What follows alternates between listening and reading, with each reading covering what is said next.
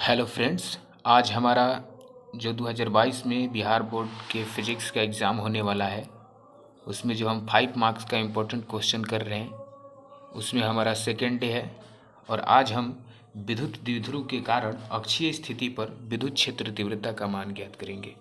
अक्ष पर विद्युत क्षेत्र तीव्रता का मान कितना होता है। तो ये क्वेश्चन भी आपके एग्ज़ाम की दृष्टि से महत्वपूर्ण है, तो इसको भी आप अच्छे से समझेंगे और अपने कॉपी में नोट करेंगे। पिछले वीडियो में हमने गॉस प्रमेय की सहायता से कूलम का नियम निकालना सीखा था। आप उसको भी रिवाइज करते रहिएगा, वो भी बहुत इम्पोर्टेंट है। ये सारे क्वेश्चन आपके एग्ज़ाम के दृष्टिकोण से बहुत ही इम्पोर्टेंट है, इसलिए आप इसे ध्यान से समझेंगे और अपने कॉपी में नोट करेंगे। तो चलिए स्टार्ट करते हैं।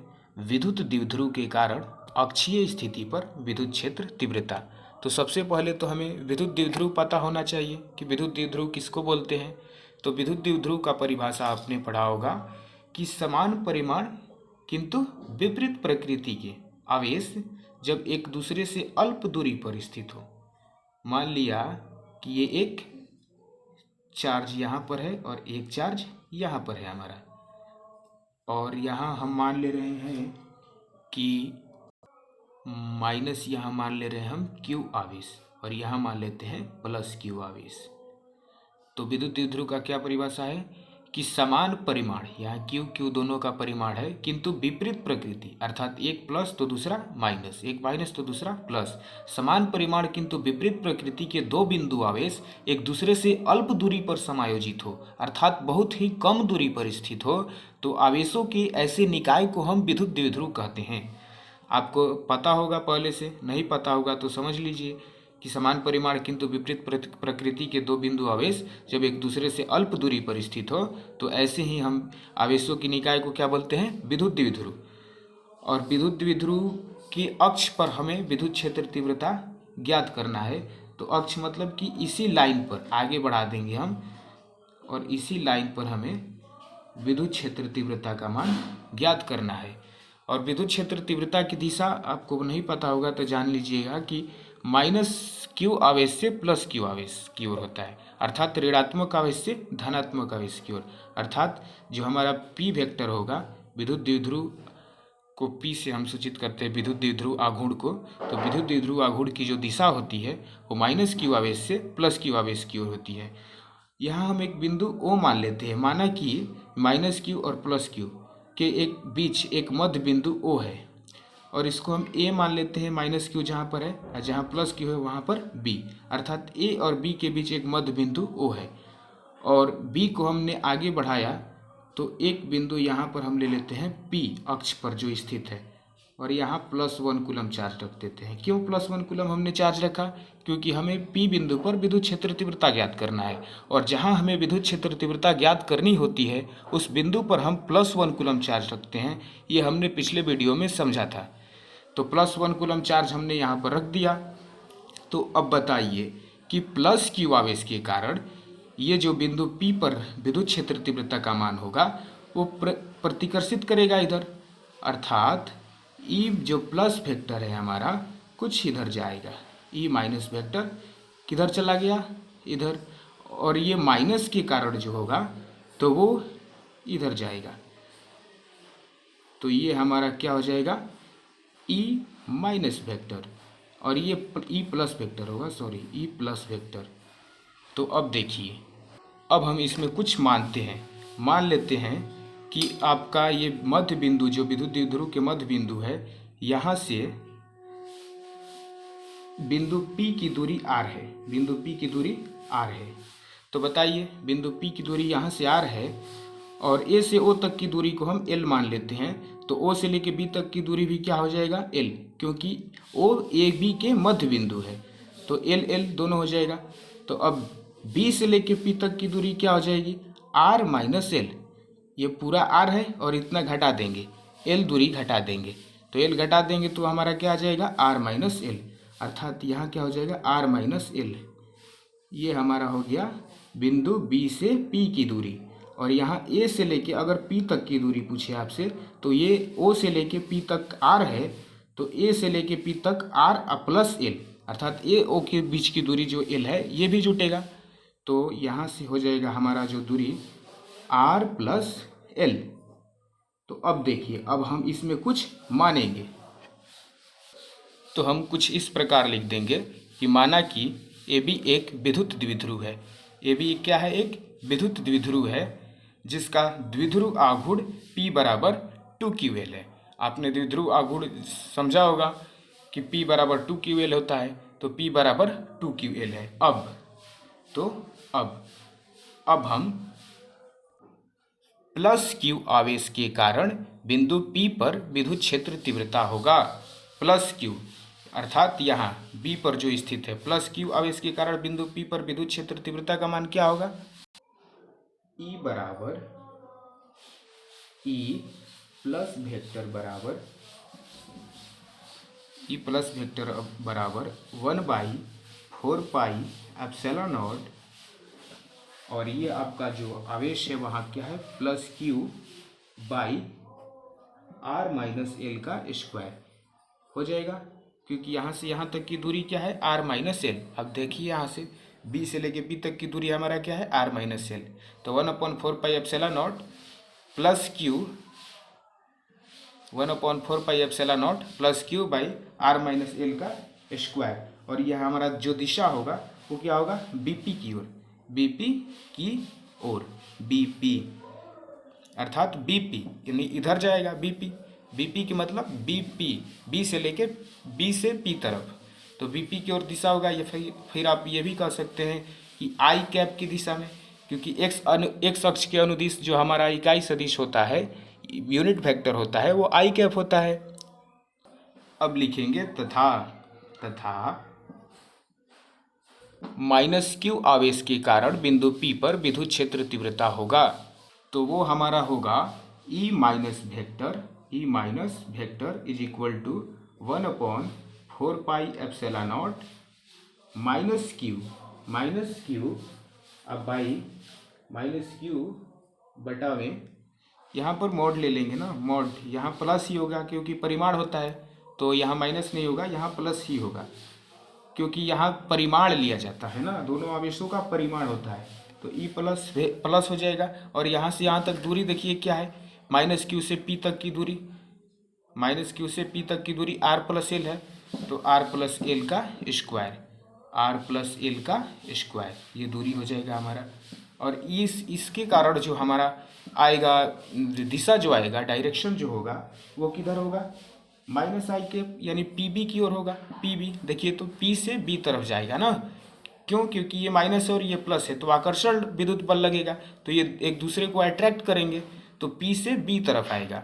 तो P से B तरफ आएगा अर्थात माइनस I कैप की दिशा। देखिए x अक्ष के अनुदिश मूल बिंदु से दाएं तरफ जो होता है वो पॉजिटिव डायरेक्शन में I कैप होता है, और दाएं तरफ जाइएगा तो बाएं तरफ जाइएगा तो ये माइनस I कैप हो जाता है, यूनिट वेक्टर। तो इधर आप लिख सकते हैं जो डायरेक्शन होगा माइनस I कैप की ओर, या फिर आप लिख सकते हैं ये भी कि PB की ओर होगा, P से B की ओर। तो अब देखिए यहाँ क्या लिखा है? अतः बिंदु P पर परिणामी विद्युत क्षेत्र तीव्रता होगा, क्योंकि इस पर दो बल लग रहे हैं ना, तो परिणामी बल हमें निकालना होगा। क्या होगा? एक ठो इधर लग रहा है, एक ठो इधर। तो देखिए ये दोनों अपोजिट डायरेक्शन में है, एक आपको BP की ओर लग रहा है तो एक PB की ओर, अर्थात दोनों अपोजिट डायरेक्शन में है। तो यहाँ थीटा हमारा क्या बनेगा? 180 डिग्री, 180 डिग्री का थीटा। तो यहाँ आपको E वेक्टर इज इक्वल होगा E plus vector plus E minus vector, और यहाँ थीटा क्या है हमारा? Theta is equal to 180 degree. तो E vector is equal to हो जाएगा हमारा E plus vector minus E minus vector. क्यों? क्योंकि यह थीटा 180 डिग्री है। तो अब देखिए E vector is equal to, तो अब देखिए हम दोनों का वैल्यू पुट करेंगे, तो ये आपका ये केवल E लिख देते हैं क्योंकि वेक्टर से हट गया, थीटा का मान फिल कर दिए हम। तो E प्लस का मान क्या है आपका? तो E प्लस का मान है, देखिए यहाँ पर E प्लस 1/4πε0 प्लस Q अपन R माइनस एल का होल स्क्वायर। तो 1 लिखेंगे 1/4πε0 into plus Q upon R minus L का होल स्क्वायर। यहाँ माइनस है तो यहाँ माइनस दे देंगे और ई माइनस वेक्टर का भी हम वैल्यू करेंगे। तो ई माइनस वेक्टर का क्या है 1/4πε0 Q upon R plus L का स्क्वायर। तो 1/4πε0 Q upon R plus L का स्क्वायर। तो आगे हम इसको सॉल्व करते हैं अब। तो चलिए आगे सॉल्व करते हैं। देखिए इसी को आगे हमारा है, अब देखिए ये आपका था E इज इक्वल टू, देखिए इसमें 1/4πε0 Q upon R minus L का whole square minus 1/4πε0 Q upon R plus L का होल स्क्वायर है। तो आप ध्यान से देखिएगा तो क्यू अपॉन वो 4πε0 दोनों में कॉमन है, दोनों में कॉमन है, तो हम उसको कॉमन निकाल लेते हैं। तो E इज इक्वल टू हमारा होगा क्यू अपॉन 4πε0।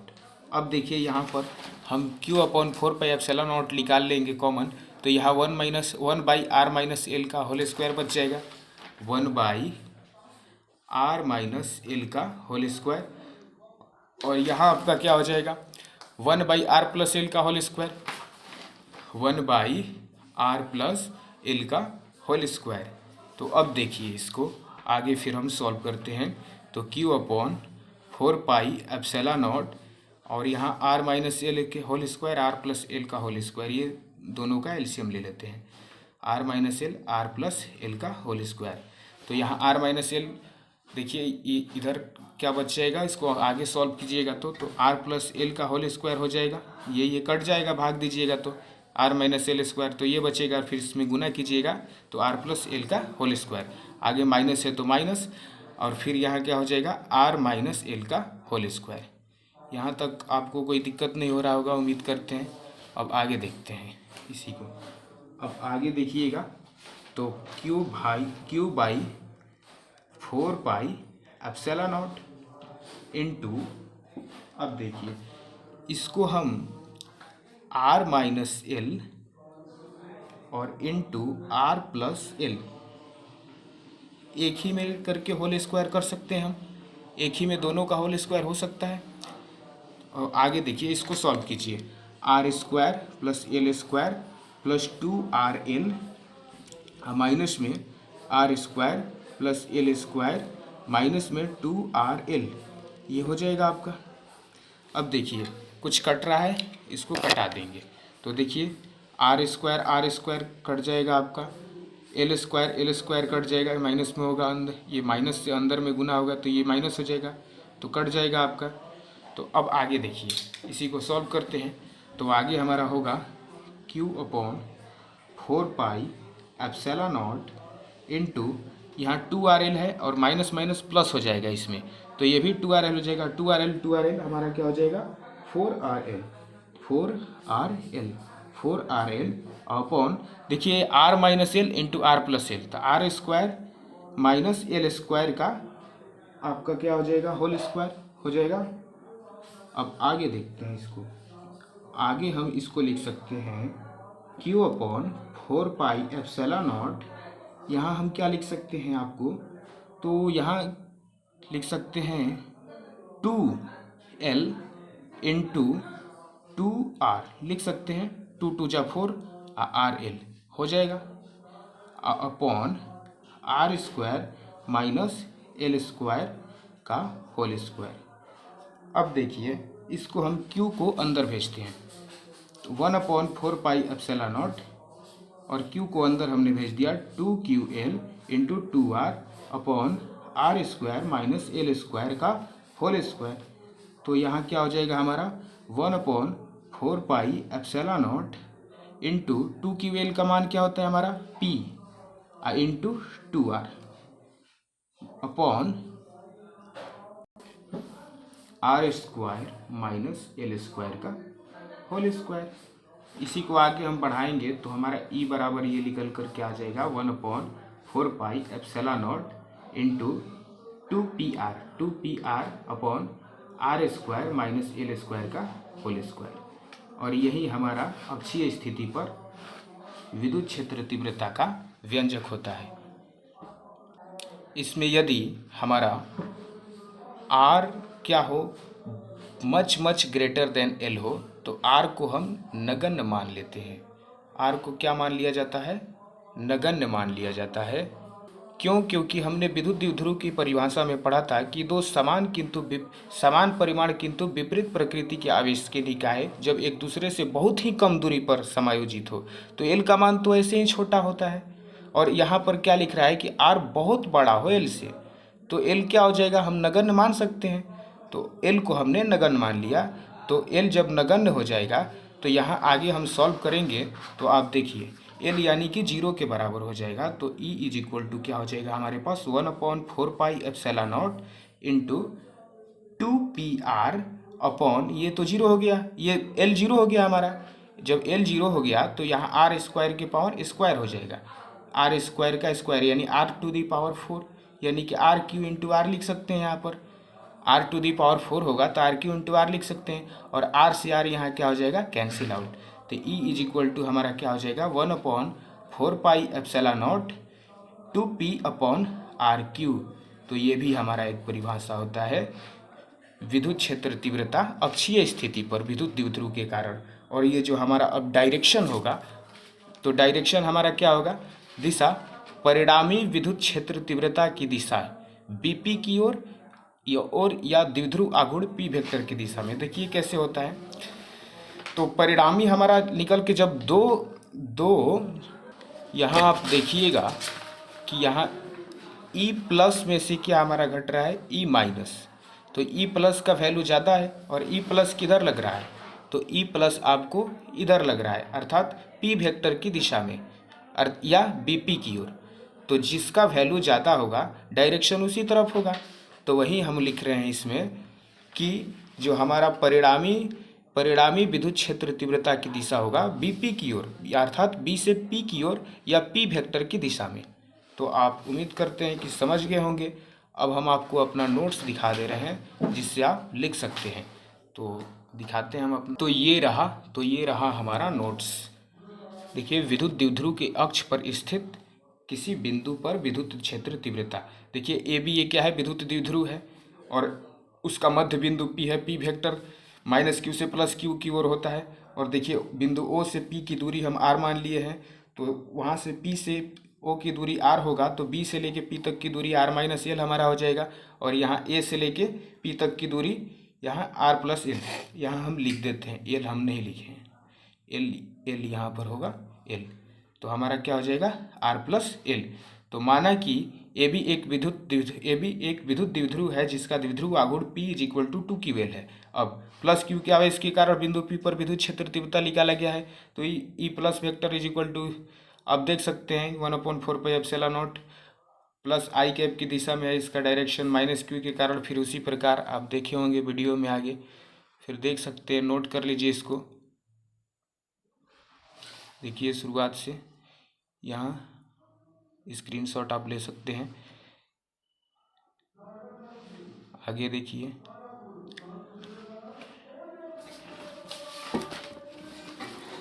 फिर उसके बाद